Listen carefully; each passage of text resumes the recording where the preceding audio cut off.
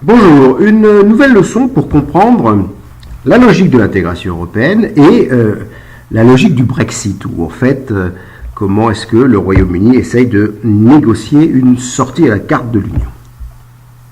Alors je ne vais pas rentrer dans le détail, je vais juste présenter les différentes briques de l'intégration européenne. L'intégration européenne est peut-être vue comme un ensemble de cercles où on commence par une union douanière, un approfondissement de cette union douanière, une libre circulation des facteurs, c'est ce qui va nous donner le grand marché. À cela s'ajoute, et depuis des fois le début de l'intégration, une politique infrastructure sectorielle, une politique de cohésion régionale, depuis quelques années une monnaie commune, et des tentatives pour développer aujourd'hui une politique fiscale et sociale commune, voire aller vers une union politique. Ces 7 cercles peuvent être représentés de manière concentrique, avec au milieu ici le cercle C1, le cercle C2, le C3, le C4, le C5, le C6 et le C7. Alors, la logique de l'intégration européenne est une logique qui s'appuie sur les enchaînements automatiques.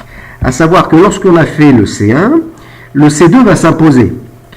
Le simple fait de décider d'une union douanière va nous obliger à prendre des mesures pour consolider cette union, pour faire de la normalisation commune, pour faire de la politique de concurrence commune. C'est le cercle C2 de l'approfondissement de l'union.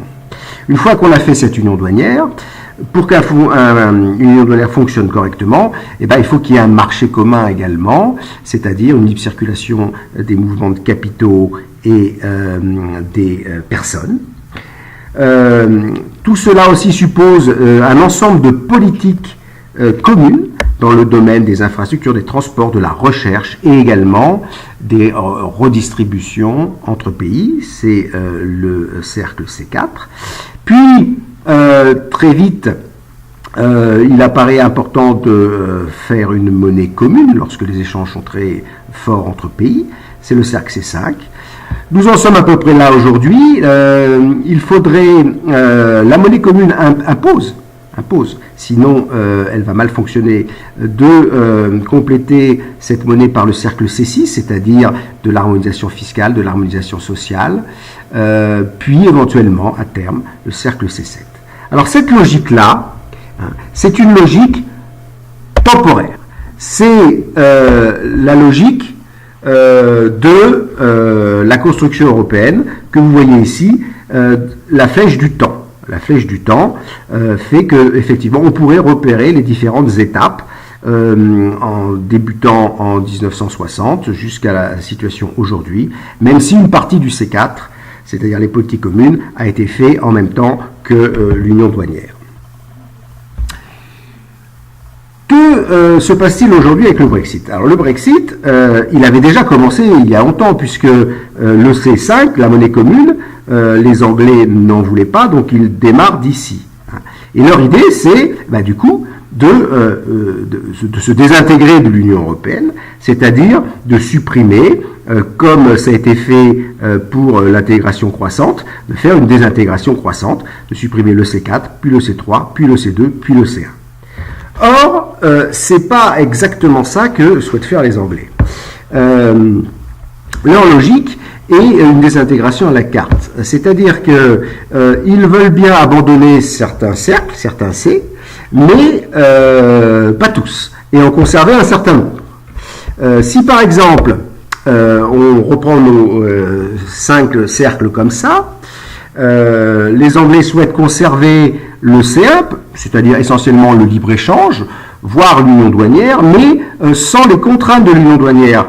C'est-à-dire les contraintes de l'union douanière, toutes les contraintes sur la politique commune, la normalisation, les règles de Bruxelles, la Cour de justice, ils n'en veulent pas. De même que le C3, ils veulent bien éventuellement libéraliser les mouvements de capitaux, mais pas les mouvements de personnes. Donc on prendrait la moitié du C3. Le C4, par contre, ça les intéresse, il y a de l'argent, l'ensemble des politiques communes en termes de recherche, par exemple, de transport, pour la circulation aérienne, ils voudraient conserver le C4.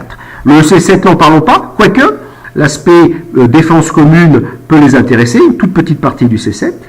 Le C5, c'est la monnaie commune, ils n'y sont déjà pas, donc on peut le supprimer. Et le C6 également, le C6 étant l'harmonisation fiscale et sociale, il est hors de question d'en entendre parler. Donc, le processus de désintégration, vous voyez, va consister en fait à essayer d'obtenir ça. C'est quelque chose d'assez incohérent, puisque ce n'est pas un détricotage dans l'ordre des différents niveaux d'intégration, mais c'est un schéma très particulier, uniquement construit pour la Grande-Bretagne, et je crois qu'il y a peu de chances d'arriver à cette solution, car tout simplement le C1 suppose le C2, l'union douanière suppose des normes communes, sinon ce n'est pas possible. Je vous remercie.